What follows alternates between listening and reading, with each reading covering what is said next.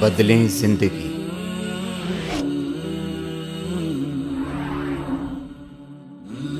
زیتون T V. 14 اور 15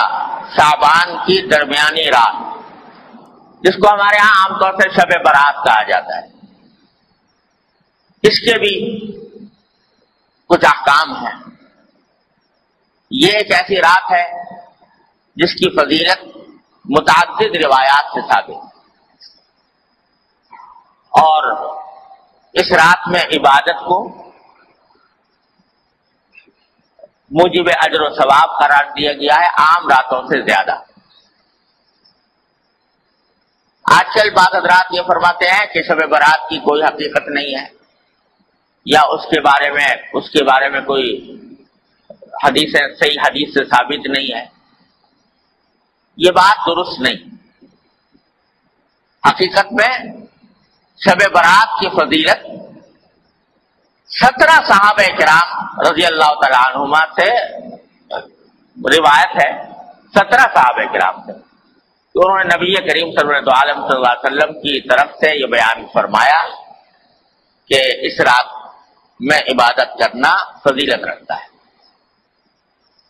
ان میں سے بات روایتیں سند کے اعتبار سے کچھ کمزور بھی ہیں، لیکن مجموعہ ان تمام روایتوں کا، 17 روایتوں کا، یہ بے اثر اور بے بنیاد نہیں۔ اس لیے علماء محققین کا کہنا یہی ہے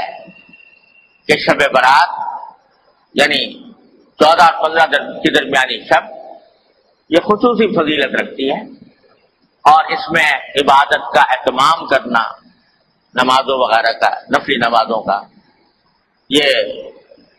مسلمانوں کو اس کا اہتمام کرنا چاہیے۔ اور اس میں بعض روایتوں سے معلوم ہوتا ہے کہ اللہ تبارک و تعالیٰ کا منادی اس رات میں آواز لگاتا ہے کہ الا هل من مستغفر فاغفر له،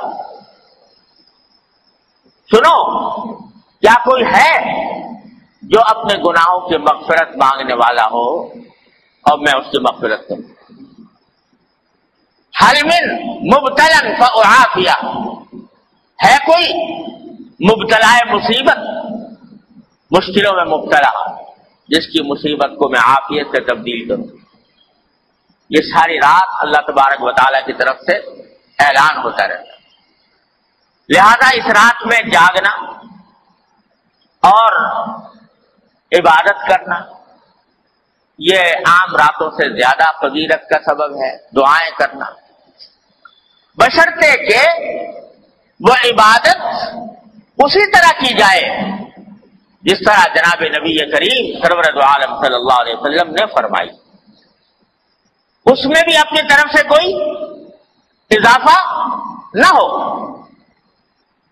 جیسا ابھی میں نے بتایا، مثالیں دی آپ کو کہ اپنی طرف سے اضافہ کوئی شریعت میں مقبول نہیں۔ کل محدثۃ بدعہ وکل بدعۃ ضلالہ، ہر نئی بات جو انسان دین میں پیدا کرے وہ بدعت ہے، اور ہر بدعت گمراہی۔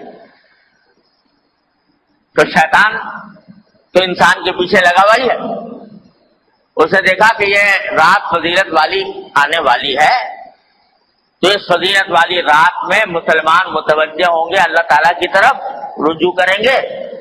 عبادتیں کریں گے، دعائیں مانگیں گے، تو میرا تو گھاٹا ہو گیا۔ لہذا اس نے ایسے ایسے طریقے ایجاد کروا دیے کہ لوگ جو ہے عبادت سے ہٹ کر ان طریقوں میں لگ جائیں، اور ان کی وجہ سے اس رات سے جو فائدہ اٹھایا جا سکتا تھا وہ نہ اٹھاتا۔ کیا کے طریقے گڑھ لیے کہ بھائی نماز پڑھو یا نہ پڑھو، شب برات کا حلوہ ضرور پکاؤ۔ وہ نماز پڑھو یا نہ پڑھو، عبادت کرو یا نہ کرو، لیکن حلوہ پکانا ضروری فرض۔ اگر کوئی نہ پکائے تو قابل ملامت، یہ لے بھائی اس کے گھر تو شب برات کا حلوہ بھی نہیں پکتا، یہ بڑا وہابی ہے، یہ جو ہے ایسا کنجوس ہے، بخیل ہے کہ اس کے گھر میں حلوہ ہی نہیں پکتا۔ اب کوئی خدا کا بندہ پوچھے کہ بھئی حلوے کا کہیں ذکر قرآن میں حدیث میں صحابہ کرام کے تعامل میں کہیں ہے کہ بھئی شب برات کے دن حلوہ پکنا چاہیے؟ نہ قرآن میں اللہ تعالیٰ نے فرمایا، نہ نبی کریم صلی اللہ علیہ وسلم نے ارشاد فرمایا، نہ صحابہ کرام کے عمل میں کہیں اس کا کوئی دور دور کوئی نشان نظر آتا ہے، مگر یہ پھیلا دی بات اور اس کو فرض اور واجب سے زیادہ ضروری قرار دے۔ کوئی پوچھے بھائی حلوہ نہ پکاؤ یہ بدعت ہے، ارے بھائی حلوہ پکانے میں کیا ہے؟ حلوہ کوئی حرام چیز ہے؟ تو یہ جواب، ارے بھائی حلوہ حرام کوئی چیز نہیں، روز پکاؤ، لیکن شب برات کو خاص طور پر حلوے کے لیے مخصوص کر لینا اور اس کو فرض قرار دینا اور واجب قرار دینا، کوئی نہ پکائے تو ملامت کرنا، یہ اپنی طرف سے دین میں اضافہ ہے جو اللہ تعالیٰ کو گوارا نہیں۔ تو ایک تو یہ شگوفہ چھوڑ دیا شیطان نے، دوسرا اس سے زیادہ خراب کہ بھائی شب برات میں آتش بازی ہونی چاہیے، الیاذ باللہ العظیم، اس میں لاکھوں روپیہ آگ میں جلا دیا آتش بازی کرنے کی۔ آتش بازی ہو رہی ہے اور آپ جانتے ہو کہ اس آتش بازی نے جانے کتنے بے گناہوں کی جان لی ہے۔ بوری بازار کراچی کا آج بھی گواہ ہے اسی شب برات کی آتش بازی کی ہلاکتوں کا گواہ ہے کہ کس طرح پورا کا پورا بازار جو ہے وہ نظر آتش ہو گیا، جل کر بھسم ہو گیا۔ اب یہ بھی وہ بات ہے کہ نہ قرآن میں، نہ حدیث میں، نہ صحابہ کرام کے تعامل میں، نہ بزرگان دین کی وصیتوں میں کہیں بھی نہیں اپنی طرف سے شب برات کے ساتھ آتش بازی کا شگوفہ چھوڑ دیا یہ شیطان۔ حلوہ پکانا تو چلو بھائی عام دنوں میں جائز تھا، حلال تھا، یہ آتش بازی جو ہے تو عام دنوں میں بھی اس طرح آتش بازی کرنا کہ جس میں پیسے کا ضیاع ہو، جس میں جانے ضائع ہونے کا اندیشہ ہو، یہ تو عام دنوں بھی حرام ہے۔ تو اس مبارک رات میں جس میں اللہ تعالیٰ گناہوں کی مغفرت مانگنے کو فرما رہے ہیں، جس میں دعائیں مانگنے کے لیے فرما رہے ہیں، اس میں یہ کام کرنا تو اتنی بڑی بری بات ہے تو یہ چھوڑ دیں۔ تیسرا یہ کہ بھائی یہ راتیں جو ہوتی ہیں جس میں جاگنے کا حکم دیا گیا ہے عبادتوں کا، اس کا اصل طریقہ یہ ہے کہ آدمی براہ راست اپنے پروردگار کے ساتھ رابطہ اور رشتہ قائم کرے، تنہائی میں، خلوت میں اللہ تبارک و تعالیٰ کی بارگاہ میں حاضر ہو، وہ ہو اور اس کا اللہ ہو، اور وہ اس میں عبادت بھی کرے، سجدے بھی کرے، دعائیں بھی مانگے، تلاوت بھی کرے۔ جتنا آدمی خلوت میں، تنہائی میں اللہ تبارک و تعالیٰ کی عبادت کرے گا، اتنا ہی اللہ کے ساتھ مضبوط تعلق پیدا ہوگا، اتنا ہی اجر و ثواب ملے گا، اتنی دعائیں انشاءاللہ قبول ہوں گی۔ لیکن بعض اوقات یہ بھی ایک قصہ کھڑا ہو گیا کہ اس میں جلسوں کا سلسلہ شروع ہو گیا، جلسے ہو رہے، راتیں جو ہیں وہ جلسے کی انتظامات ہی میں صرف ہو رہی، کھانے پک رہے ہیں، دیگیں چڑھ رہی ہیں، دعوتیں ہو رہی ہیں۔ تو نتیجہ یہ کہ وہ اوقات جن کا لمحہ لمحہ قیمتی تھا وہ جلسوں کے انتظامات میں صرف ہو رہا ہے، دیگیں چڑھ رہی ہیں، کھانا پک رہا ہے اور لوگ دعوتیں کر رہے ہیں۔ ارے بھائی یہ اللہ نے رات عطا فرمائی ہے، یہ اس کا جتنا بھی حصہ موقع مل جائے، اچھا تو ہے کہ پوری رات پوری نہ ہو سکے، جتنا موقع مل جائے گوشہ تنہائی میں اپنے اللہ سے رابطہ قائم کرو، جیسا کہ نبی کریم صلی اللہ علیہ وسلم فرماتے۔ تو اس میں نمازیں، نفل نمازیں پڑھے، لمبی لمبی صورتیں اگر یاد ہے وہ پڑھے، دعائیں کریں، مناجات مقبول دعائیں، نبی کریم صلی اللہ علیہ وسلم کی دعائیں وہ کریں، اپنے ذات کی دعائیں کریں۔ آج پوری امت مسلمہ ایک عظیم آزمائش میں مبتلا ہے اور ہمارا ملک خاص طور پر گھرا ہوا ہے، تمام چاروں طرف سے خطرات اور فتنوں میں گھرا ہوا ہے۔ اس کے لیے دعا کریں اور اللہ تبارک و تعالیٰ سے مانگیں اس کام میں اس رات کو صرف کرنا چاہیے۔ اللہ تعالیٰ اپنے فضل و کرم سے ہم سب کو اس کی توفیق عطا فرمائے۔ اور بھائی اس کے بعد اگلے دن جو ہے یعنی 15 شعبان، اس کے روزے کے بارے میں کوئی حدیث صحیح نہیں۔ یہ جو مشہور ہے کہ اس رات کا اس دن کا روزہ رکھنا جو ہے وہ خاص طور پر اس دن کا روزہ، اس کے لیے جو حدیث آئی ہے وہ بہت کمزور ضعیف ہے، قابل اعتبار نہیں۔ البتہ ابھی بات کر چکا ہوں کہ شعبان کے سارے ہی مہینے میں آپ روزے رکھا کرتے تھے، سارے مہینے کے اکثر ایام میں روزے رکھا کرتے تھے، لہذا وہ فضیلت جس طرح آج کے دن کو حاصل ہے اسی طرح کل کے دن کو بھی حاصل ہے، پرسوں کو بھی حاصل ہے، ترسوں کو بھی حاصل ہے، اور جنہوں میں نہیں رکھ سکے اس دن رکھ لو۔ لیکن خاص طور سے 15 شعبان کے روزے کی تو کچھ زیادہ فضیلت سمجھ کر روزہ رکھنا مناسب نہیں، لیکن سارے شعبان میں جب بھی موقع مل جائے رکھ دیا جائے۔ اس طرح اس شب برات کو، اس رات کو گزارنا چاہیے،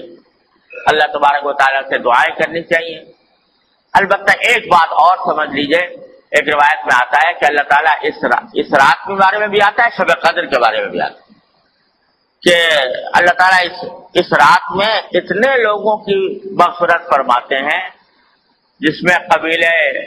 کلب کی بکریوں کے بال، آپ نے یہ فرمایا، قبیلہ کلب بہت بڑا قبیلہ تھا، ان میں بکریاں بہت ہوتی، ہر بکری کے جسم پہ بال بہت ہوتے،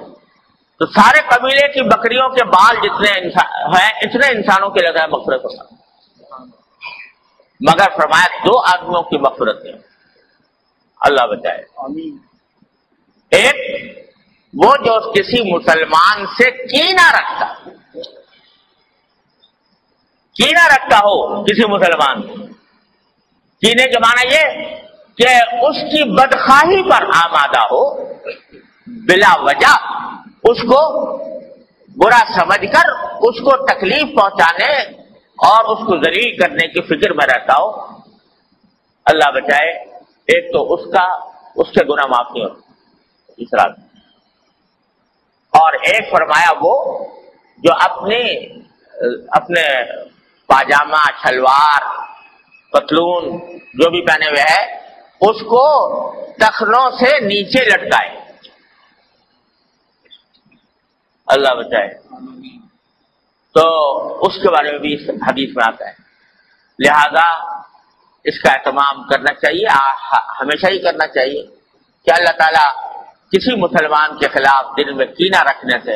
محفوظ رکھے۔ ارے بھائی کوئی اگر کسی سے کوئی غلطی ہوئی ہے